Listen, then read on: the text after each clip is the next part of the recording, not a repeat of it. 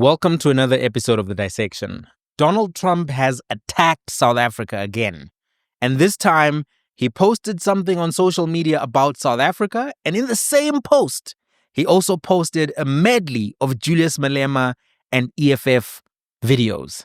Let's dissect this. Firstly, Donald Trump is a lot. Trump is a lot, guys. Let's be honest. Do you realize that Donald Trump has only been in office for 83 days in this second term? As of the 12th of April, 83 days. Only 83 days. Only 83 days.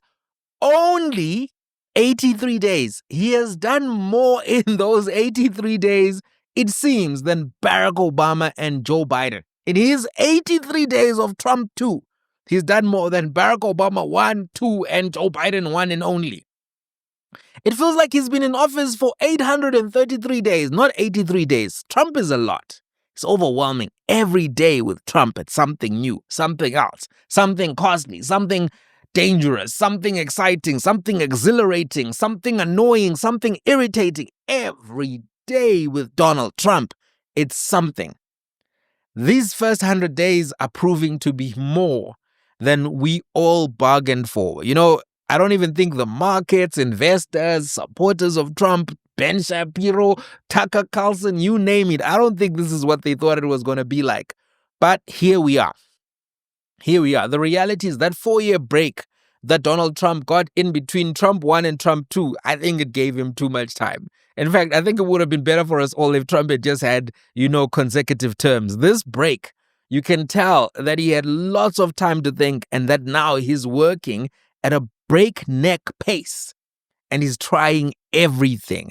Whether it works, doesn't work, Trump is willing to try it. Part of me respects him for honoring his commitments to the people who voted for him and for trying even the wildest things, because I'm like, well, that's what you promised, that's what you campaigned on. If it was an African politician, would still be waiting for promise one. There'd be a commission, some kind of entity set up, the money would be allocated. 20 years from now, would still be asking, what happened to your first promise to build one bridge in the rural area? And we will be told there's no bridge because of sanctions.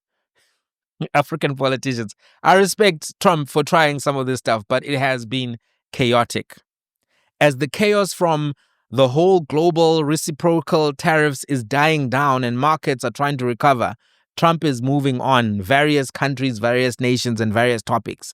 And one of the countries that is on his list, his hit list, so to speak, is South Africa. So he made an announcement on Truth Social about South Africa. Another announcement. Yes, Trump has been on this. He made an announcement about South Africa and the G20 summit. This is what he said. How could we be expected to go to South Africa for the very important G20 meeting when land confiscation and genocide is the primary topic of conversation? They are taking the land of white farmers and then killing them and their families. The media refuses to report on this. The United States has held back all contributions to South Africa. Is this where we want to be for the G20? I don't think so. That's the post from Trump. That's what he said. So let me give you my reactions and thoughts about Trump, his post, and this narrative around what is happening. The terrible things that are happening in South Africa. Terrible things are happening in South Africa. Let's talk about this. So initially, I said that I don't think Donald Trump is going to travel to South Africa. Even when his inauguration happened, I said, I don't think this guy is coming to South Africa. Go back and watch some of those earlier videos I made. I said he's not coming. And I don't even think he's coming to Africa in this Trump second presidential term. I don't think he's going to do it. Whether it's for any meeting, even if Xi Jinping said, let's meet in Johannesburg, Trump is not coming to Africa, whether it's Leaders Summit or whatever. The fact that Marco Rubio also said earlier this year that he was not coming down to South Africa for a meeting he was supposed to attend already indicated that the top US leaders are not going to come to South Africa for G20. That was already clear. Donald Trump is not even a big fan of the G20 events and even the G7 events. He's somebody who believes in G1. G1. That's what Trump believes in. G1. America first. Group of one. US of A. Alone. Gonna do it by ourselves. That's Trump's approach to geopolitics. As always, America first. And I don't think he was coming to South Africa. So that's the first thing, is that in as much as he's now confirming that he's not attending, he's also trying to kill some of the momentum for the G20, because if America is not attending the resolutions, if Trump is not attending the resolutions, some of the symbolism of the entity is going to be diluted by his absence, because America is still the world's largest economy, still the world's largest and most powerful military. Trump is the most powerful leader in the world. If you're looking at the fact that we're using his currency, the fact that we are, affected by the whatever happens in America. You saw with the tariffs, as soon as the stock exchanges in America started taking a lot of heat, everybody made losses around the world, because that's the size of the American economy. If the American economy is infected with flu, everybody gets COVID. That's just the way it works. Everybody get infected. Everybody. Right? So that's the reality. Now, let's talk about Julius Malema and Donald Trump. Julius Malema is officially on Donald Trump's radar. Initially, I was thinking maybe it's just people within that right-wing circle who are talking about Julius Malema or raising the issues of the song, the struggle song. But now we know for certain Trump knows about Julius Malema, does not like Julius Malema, does not like the economic freedom fighters. We know that now. The singing of this struggle song is something that has really divided some thinkers and commentators, religious leaders. People have different views on it. So I'm curious, what are your views on the singing of the struggle songs in general and this song in particular? Just, do you think struggle songs are still relevant, useful commentary, useful for political mobilization or reflection, historical artifacts in and of themselves, and the singing thereof keeps them alive? Do you think there's value to the singing of these songs? What are your views? Let's talk in the comments. I want to really see where you guys stand on the matter. What we do know is that this matter has been taken to the courts in South Africa, and the Supreme Court of Appeal has held that the singing of the song is actually not hate speech. The Constitutional Court has even refused to hear an appeal on the matter. It's case closed by now in the courts. They say it's not hate speech. They categorize the song as a historical struggle song, which is not intended to target any group based on race, and is something that is a historical artifact in and of itself at this particular point. That's what the courts have said. In spite of the legal rulings in the South African courts, the song has now been shown to the President of the United States of America. The President of the USA, the leader of the USA, has been shown the song. And now the economic freedom fighters are having an exchange of words with the most powerful person in the world. They issued a statement on Trump's tweet already, and they were going at him full force, something that we'll look at a later stage. So as things stand, we know that Trump is not happy about the singing of the song with the EFF, with Julius Malema. But I want to say this one thing, and I think it's important to point out. The emphasis on the song. The EFF right now have 9% of the seats in the National Assembly. They don't govern a province. They do not govern a city. So it's peculiar and curious. And I wonder why Donald Trump and others are using the song that is sung by a political party with less than 10% of the votes in the last election as evidence of terrible things happening in South Africa. Surely there has to be stronger evidence than that. It doesn't seem to me to be compelling evidence to say there's a political party with 9% of the votes, and listen to the songs they are singing, listen to this rhetoric in their speeches. You can see there are terrible things happening in South Africa. Really? Really? It doesn't seem compelling to me. I think that they use the EFF song because they realize that there's not a lot of actual real-world evidence to back up their claims. Let's talk about the facts. Because the issue of 10% of voters, 97% of voters, whatever, let's look at the empirical data. Let's look at the data. Factually, it's not true that there's a genocide in South Africa. South Africa has a high crime rate, and there's a lot of violent crime, and that is bad. But there is no genocide in South Africa, or anything that approximates, resembles a genocide. There's no cousin, nephew, daughter, nothing. There's no genocide in South Africa. Let's be clear about that. But let's look at the numbers and try to understand what's actually happening. And here they are. These are the official crime statistics from the government, from the Ministry of Police, right? In 2014, there were 17,805 murders in South Africa. And you can see that the murder rate has gone up significantly because in 2024, there were 27,621. It's a major problem of violent crime, murder in particular, over a period of a decade. And it shows that the crime is getting worse. Murder is getting worse. Kind of gone down a little bit towards the tail end of that, but you can see that it's worse. Let's look at robbery.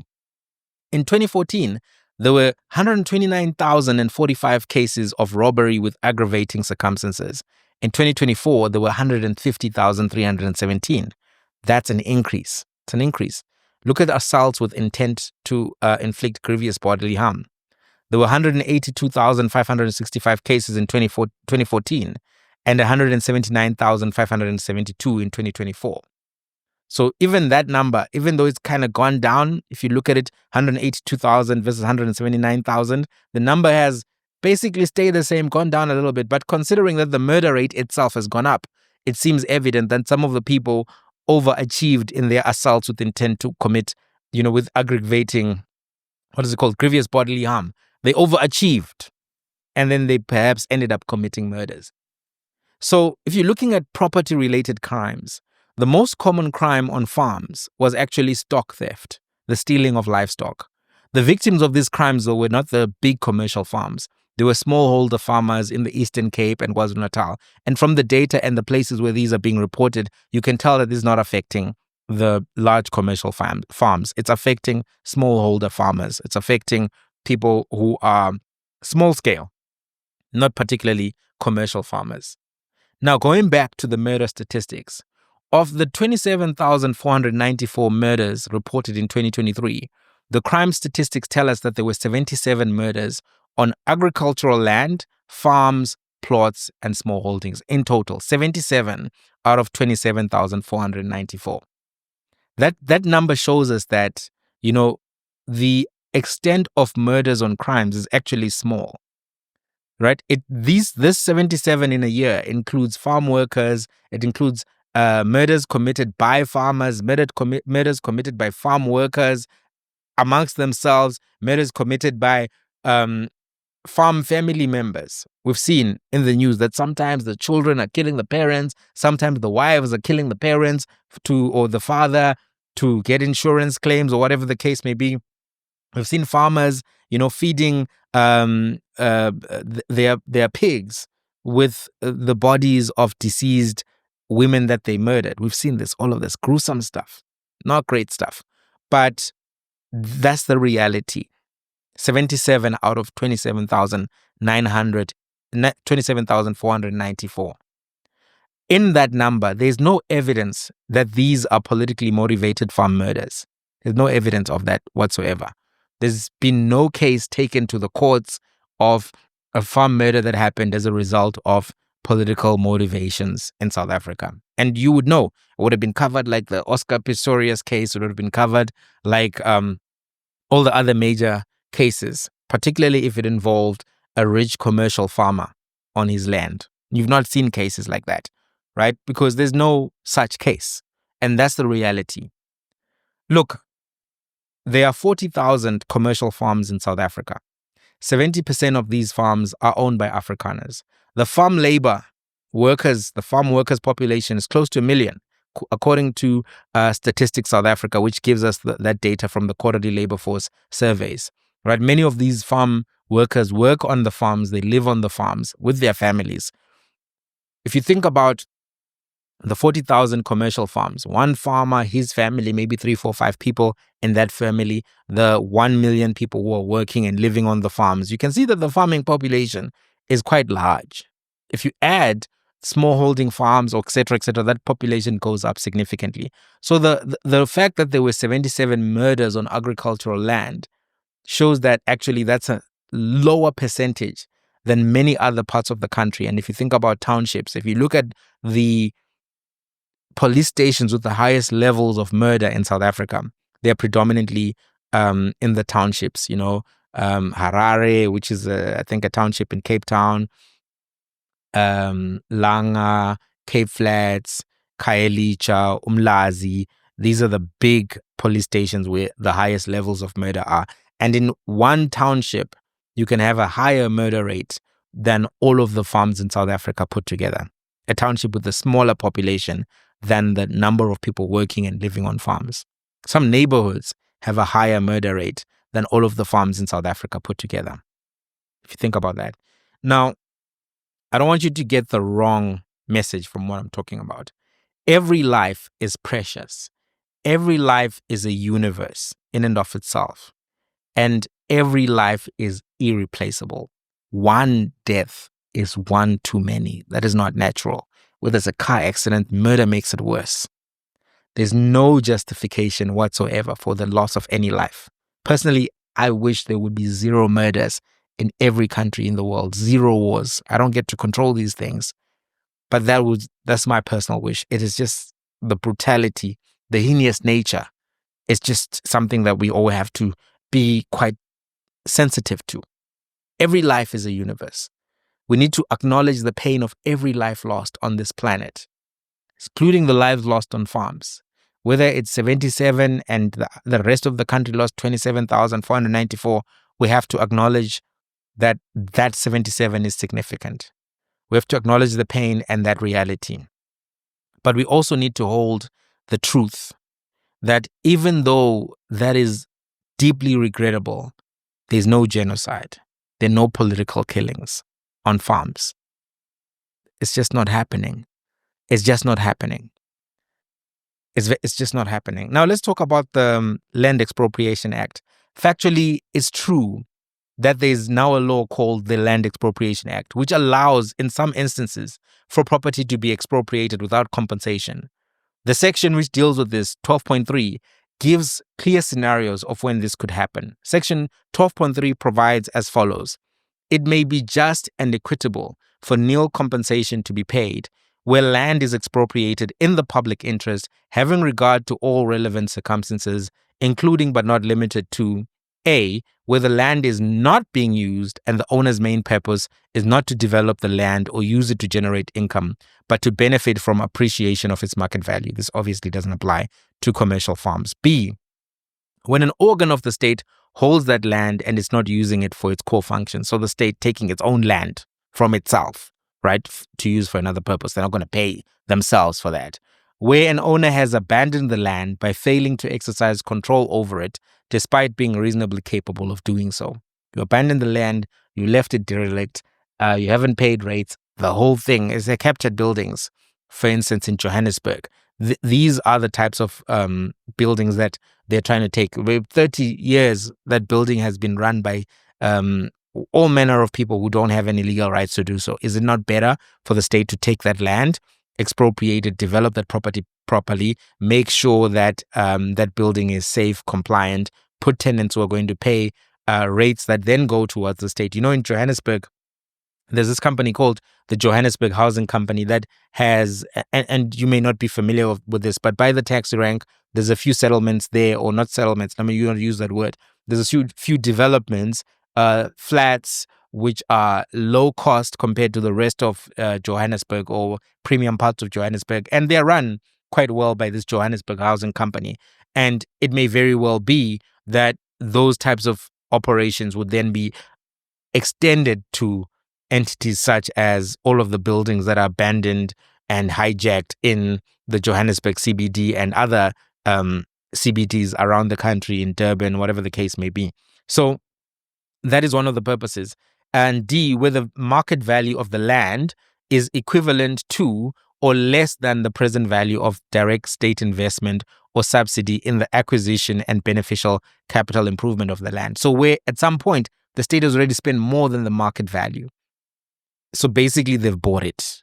They've spent a lot on it already. That market value and the direct state investment has led to a point where they're expropriating it, but they've already spent more than it's worth on it. Then in that instance, they may pay no compensation. But in most instances, it's still going to be land expropriation where it does happen with compensation. That's the reality. So the process has a rationality to it. It's a lawful process. It does not seem to be about targeting commercial farms. And the law in and of itself has many avenues for recourse for owners of the land who feel like they shouldn't have that land expropriated at all. let alone with nil compensation.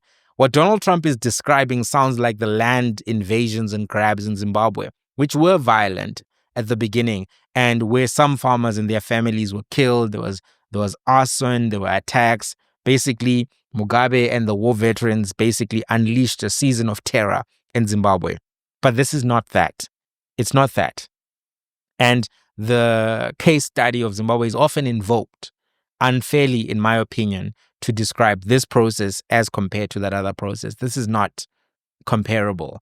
Also, it's very important for us to know that South Africa has robust court systems, a robust and independent judiciary. So if there are any perceptions, and there's still a lot of white people in the seats of judges in South Africa, even if you're thinking about it from a racial perspective, there's going to be many ways that somebody who feels like they are not necessarily owning land that ought to be appropriated will still have remedies. That's the reality. The other side of the equation is that we do need some kind of land redistribution in South Africa. The land ownership patterns are inequitable. They are based on unjust acquisitions of land for a period of 300 to 400 years, where Africans were pushed out, Africans were violently killed, dispossessed of land, even prior to the Land Act and other acts that followed, group areas, etc. That's just something that we also have to acknowledge. We can't just keep going on as if there are no necessities for remedies that can actually create some form of land fairness, equity in South Africa without depriving people of the properties that they are working on, living in. This law is not what the EFF even wants or supports, right? Let's be fair and let's be aware of that. Even the Democratic Alliance has come out and said that the contextualization by organizations such as AfriForum, people like NS Roots, is just misleading and it's false and it's disinformation in its truest sense, right?